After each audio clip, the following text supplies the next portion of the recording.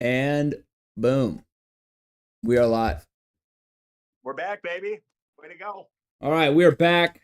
Wanna Parlay podcast, supported by Wanna Parlay. It's not a great name. We need help. Not very original, but I'm here with Jack. Jack, you do your thing. Absolutely. We're back with the Wanna Parlay podcast, baby. It's another week. Now we're going on our usual schedule. We're going Monday, Wednesday, Friday. So here's our first Monday night show, kicking it off just in time before Monday night football kicks off right here. Real quick, just to recap, had a great weekend at Wanna Parlay on the page, especially on the main event 3. Lance, a hot leaderboard this week. Chicago KG, our boy Kevin Galiwa, threw a 7-legger up there early on the Monday Night Football last week. Good enough for a 56.6 multiplier down, which is a tough mark that everyone else had to chase, which made for quite a bit of chaos. It was a fun week watching everyone go after it. Our boy Joe Bags, who we hope to have on the show later today, knocked him off for the first time to smell first place on the podium and was walking around feeling like he had can't lose cards, feeling pretty fucking good. Got himself on the leaderboard a handful of other times. But then our boy, the Taco King of the Great Southwest himself, our very own Taco Lance, look at him. Yes. Knocked him off, Yes. seemingly for good. You fucking asshole. You created family drama with that one. And Taco, you looked like you were going to live in there for some good time until the kid from Georgia, the Wanna Parlay prophet himself, Hench Jesus. Yeah. Show at the buzzer. WNBA. WNBA. What was that? Are you kidding me? I've never seen a successful WNBA parlay like that. It was incredible. My hat's off to him. Caitlin Clark changed the game, man. We can bet on more now. We're educated fans out here. But yeah, the Georgia boy dropping in a 12-leg, 85.87 multiplier on Sunday night right at the buzzer just to come in and clean up on the $2,000. By the way, that same parlay, which sounds outrageous, would have only paid him in any other sports book, casino, office pool, scary bookie, you name it.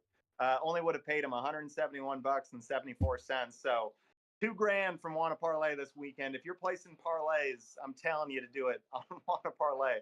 It would make sense to do it any other place. Good news for everybody. All these prizes are back up for grabs this week. In addition to the always active parlay of the day, which is free to enter. And you got a chance to win $100, as well as the Pick 7, which runs on the weekends. You get 7 right, you're winning $777. So tell your kids, tell your wife, tell everybody around here, Wanna Parlay. Your place in parlays is the place to be. Absolutely. I mean, I'm still heartbroken I didn't secure that first place because Boise State pushing. I mean, I'll go into my parlay more a little bit later when Joe Bags joins so I can tell him that I'm better than him. But Boise State pushing. If that would have won, that was a 129-point parlay. So tough. Yeah, people need to start waking up to it. You need to start getting more on the chat and letting people understand what you're about, where you're coming from. No, 100%. I mean, mine was sneaky. It was the late afternoon night slate on Saturday night, and you're the college football guy. I'm the NFL guy. I thought, hey, why don't I take my chances? And there I was for about 2 hours and 39 minutes, first place. It was incredible, but two follow-ups on that. One, you've never been sneaky a day in your life. You are a walking bull in a china shop. You have no fucking chance. Everyone's going to hear everything you do constantly. There's no such thing as whispering or tiptoeing when it comes to you. Number 2, I appreciate that you finally showed me my respect because I saw some of my opinions all over your card right there. I saw a little Iowa. I saw a little Colorado. Yeah. There's some good stuff going down there. Oh, it felt good. With that being said, let's talk what we saw all over the weekend because we had some good college football on. I'm going to talk some shit on the NFL. I've been bored by Scott Hansen and Red Zone. I really have. But college football, let me hit a couple plot lines here, okay? USC, Michigan, any takeaways there? I saw a great game. I think those are two good teams, both still playoff contenders. I agree with you there. Both good teams and both playoff contenders. I'm just sick to my stomach over USC, man. Like, do you have a little Trojan love to you? I don't have any Trojan love to me, but I might have had a bet on it with a buddy. I might have. I don't want to give him any space to be glorious here. But I needed USC, and the fact we can't tackle football players in 2024, it's sick. It's, I mean, that running back, we had him. wrapped at his legs. There's two of us, and it looked like the USC defender hit his own guy off. So I don't know. USC defense gives up 3 explosive. Miller Moss throws a pick six, which is the only thing he can't do. He'll go undefeated if he doesn't make the big mistake. He's too good of a game manager. The pick six cost both USC covering and the under covering, which are both two really good looking lines to go into the game. Bummer across the board, but Michigan the bounce back after Texas. By the way, transitive property, starting to think Texas is better than I thought they were. Starting to think they might be the best team in the country. I told a lot of people they weren't. I'm going to have to eat some fucking crow on that one. Other plot lines going down.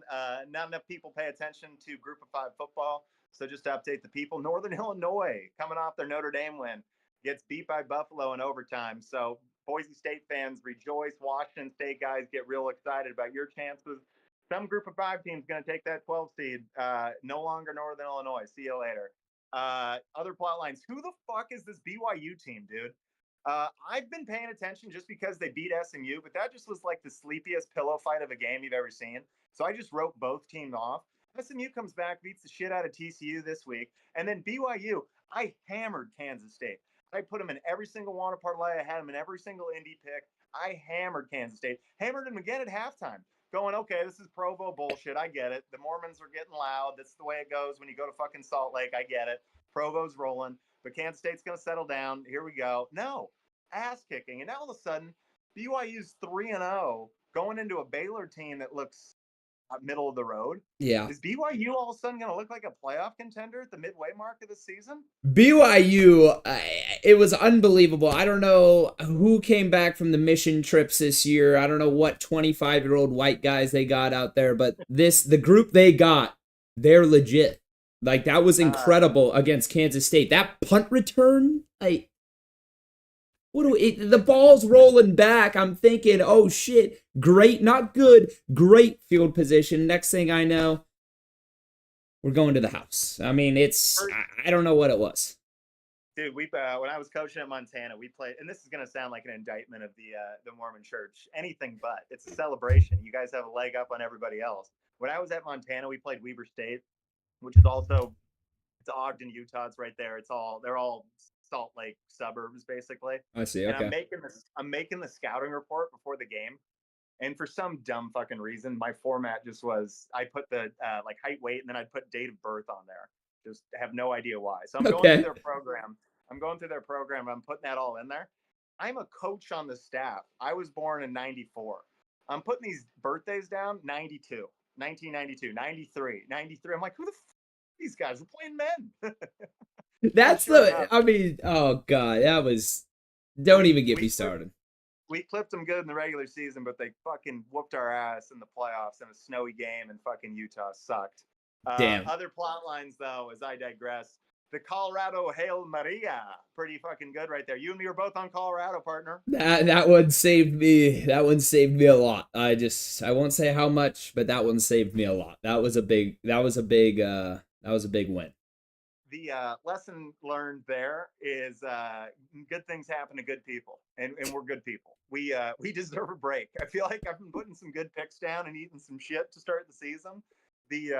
The Hail Maria and Dion and the boys of Boulder. I'm fired up right there. And then my favorite plot line of the entire weekend from the college football.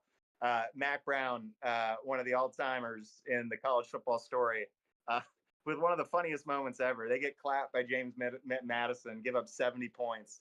And Mac Brown had to face the locker room after the game and say, I might not be the guy. You guys either fire me, I'll quit, but you guys tell me. I'll keep doing it if you say so. But fucking, and everybody was like, did he just fucking quit?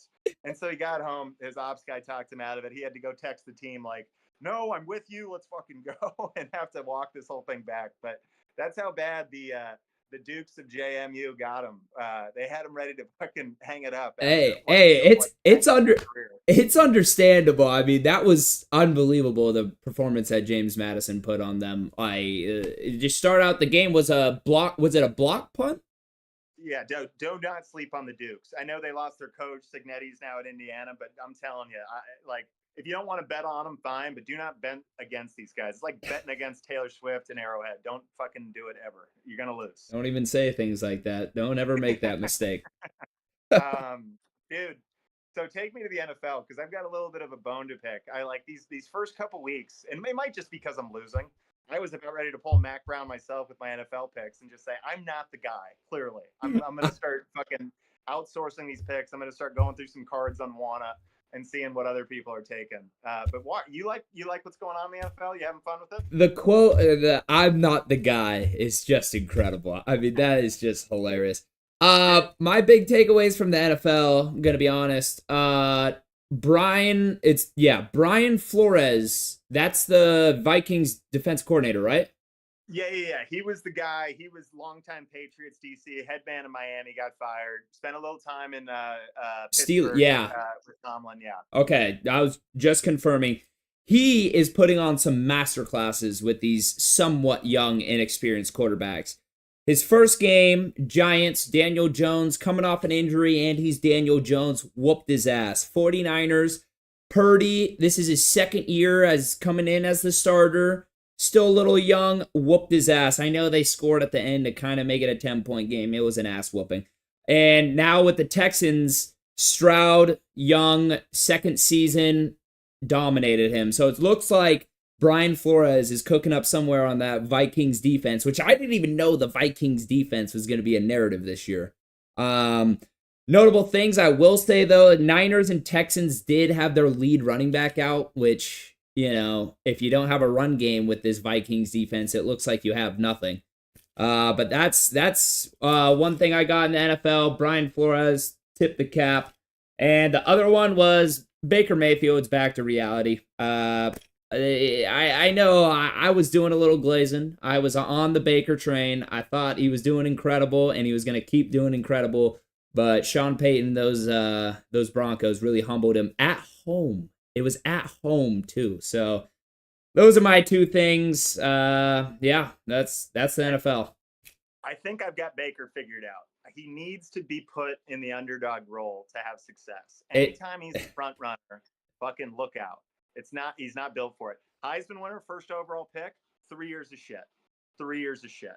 Then he gets put back a little bit. Doesn't even really start for the Panthers.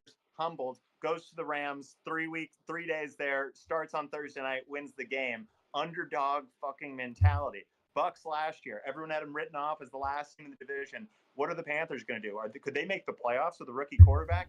Bucks win the wild card. Win their first game. Go on to Detroit. Push those guys around. We're leading in the fourth quarter when they were like 8.5-point dogs in that game. Baker Mayfield needs to be in the underdog role. If he's ever favored, Jesus Christ, look out. Yeah. If he's favored, go the other way. That's all there is. That's all there is to it. Which is how I've felt about Baker from the beginning. So I kind of rescind my comments last week about being a hater. I think this is what I've been saying the whole time. He's good. He's not the number one overall pick. The NFL has you going back and forth like a rubber band. I mean, I'm not...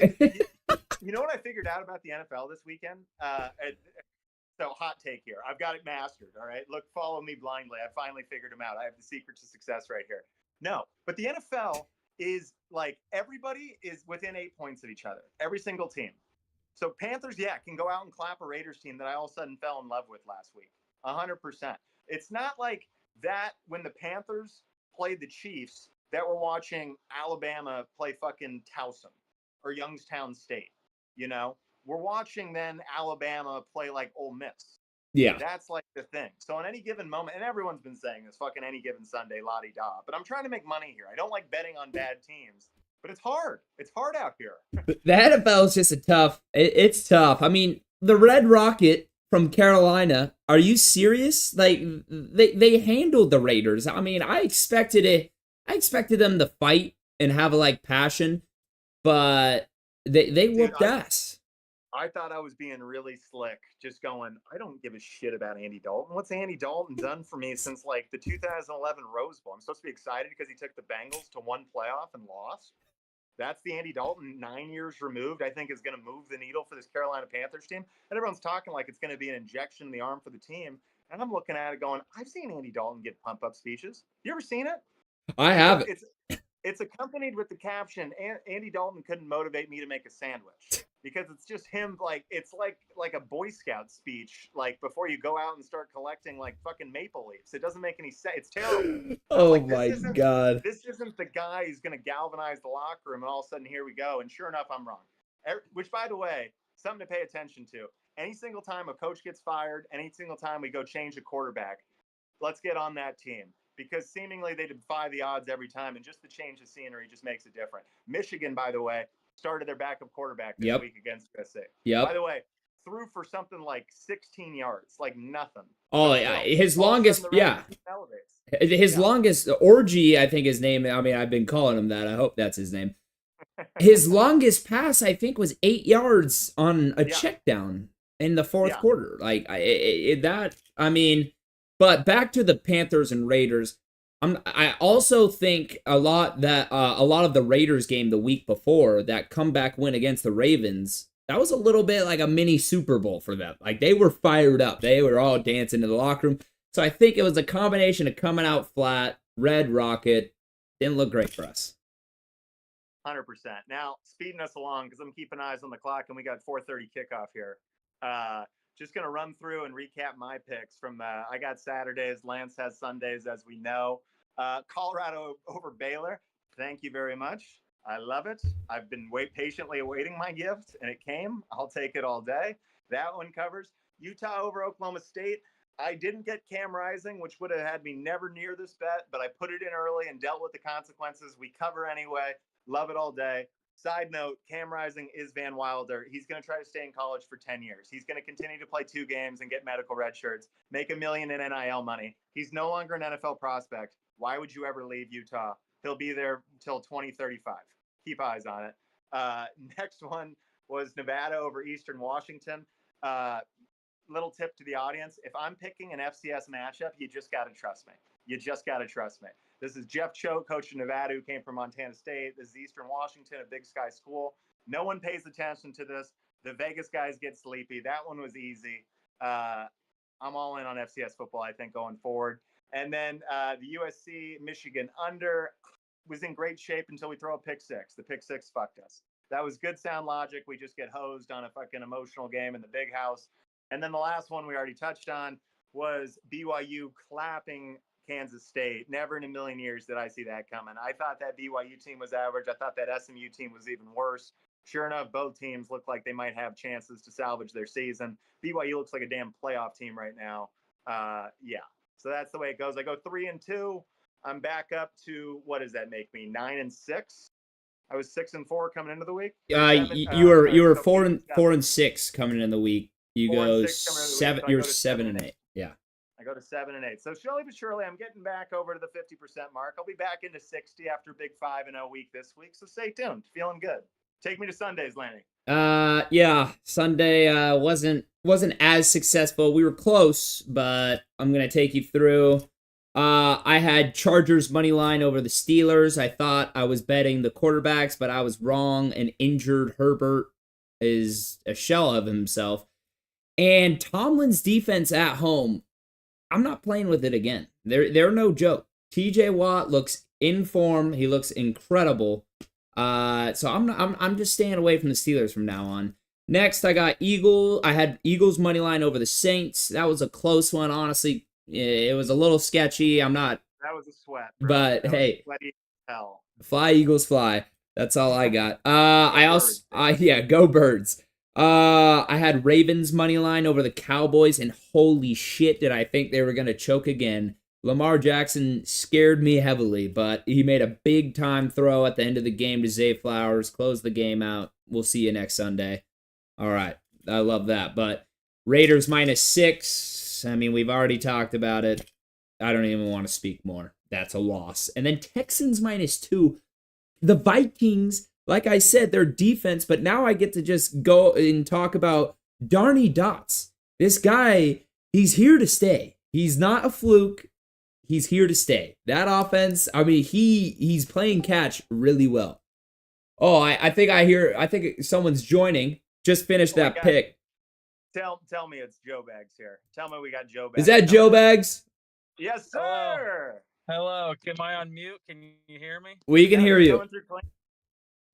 And you look good. How's the golf course out there, Baggy? It's a little warm. It's a little warm out here. How was the turf interaction today? Did you feel good? Were we compressing? I was clipping it. Yeah. Today. It was all good. Yeah. That's very nice. Let me ask you this question.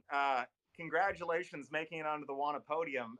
Does bronze feel as good as the silver medal felt, or are we still feeling having issues with Taco Lance right here? I just don't know what the guy's doing, going on there and trying to beat his own cousin. Like, what are we doing? Are we family, or are we just? I don't get it. See, and that's what that's you're a step stranger. That's why I went in there, Joe Bags. I had to take you down. Someone had to do it. Someone had to humble you, and I knew no one else on that. Well, I thought no one else until the WNBA fucking came out of nowhere. Dude, I had to go in there. That? Yeah, that is just insane. I mean, just a WNBA sharp, and I just he goes to the games. He goes to the games. He's the one guy there. Jesus, the kid from Georgia. He's actually a really good guy. We got to interview him. We'll get him on here eventually. He's good people. Awesome. I mean, in a matter of about an hour, I went from a guy who was going to be $2,000 richer to just making a ho-hum 400. Hey, 400's not bad for the value you got out of that parlay, though. I mean, let's be honest. Yeah, that parlay was going to pay me like what, like $100 max, maybe even less. So yeah, you're going to get something like 112 off that in the normal sportsbook or casino. So congratulations, you're smart enough to play on WANA parlay and take the good news is money home. The good news is that I'm cooking up a parlay for the Monday night games tonight, so I think I'm going to be on top of that leaderboard before long. Ooh. That's actually a good point, because here's the deal, boys. We got 9 minutes until this thing kicks off. Let's get together a little parlay really quick while we got Joe Bags on the horn, just so people have a chance to follow or fade us right here. I have a couple of locks that I really don't see how they lose. Are you on the prop side, Bagman? Are you on the? Are you taking points? Are you taking? Well, the Jaguars and the Bengals are both going to win the games. Oh, so you have Jaguars money line? I have Jaguars money line. I have a theory out there about 0-2 teams. NFL doesn't like them. Hey, I want to jack up the points, so we're throwing away the points on this parlay we're creating as a group right here. We're going Jacksonville money line. Jacksonville money line. Dude, Travis Etienne to have over 13.5 carries. Yeah, I like it. Yeah, if He's they're rolling 12 and 13 in the first 2 games, and they are 0-2. Something's got to change. Something's got to give. My hot take of that game, by the way, Trevor Lawrence still sucks. I don't change my opinion on that even a little bit. Just pathetic. We got to get the ball out of his hands. Trevor Lawrence sucks. Yeah, go get a haircut. You're a loser. Get a haircut. Start the clock at the LSU National Championship till today. What has he done other than just gratefully receive a game that the Chargers choked away in the playoffs? Outside of that, he went 0-5 to get out of the playoffs last year. They're 0-2. I think he's gotten engaged. I think he's gotten a hell of a big contract. I don't think he's done shit on the football field. He had his name on the stadium. Week 1. Trevor Bank. Hey, Trevor Bank. How about Trevor? You're the biggest piece of dog shit. Get out of here. Give it to Joe Bags. Having said that, you picked up on an interesting trend. That's 0-2 teams in week 3 versus teams that are either 1-1 or 2-0 are winning at like twice the clip on average than the winning teams do. This is where you start to see the balance kind of refine itself. You go through yesterday, Giants beating the shit out of the Browns, Panthers beating the Raiders. I know a couple of these games, right? A couple oddly ones. Here's also my theory. The ayahuasca gods are going to rain down on Aaron Rodgers and give the Bills a loss and make them tied at the top of their division. There you go. You go. Etienne over 13.5 carries and a Jags win. Also, even more of a lock is Bengals cover the spread, win their game. Drew Sample over 6.5 receiving yards. Had 28 yards last week. He's throwing the rock to his tight ends. He's got Gesicki grittying in the back of the end zone. Give me Drew Sample. Joe, is Gesicki your favorite player in the NFL? Oh, without a doubt. The most athletic-looking man anyone's ever seen. He's 7 feet tall, and he can jump out of the stadium.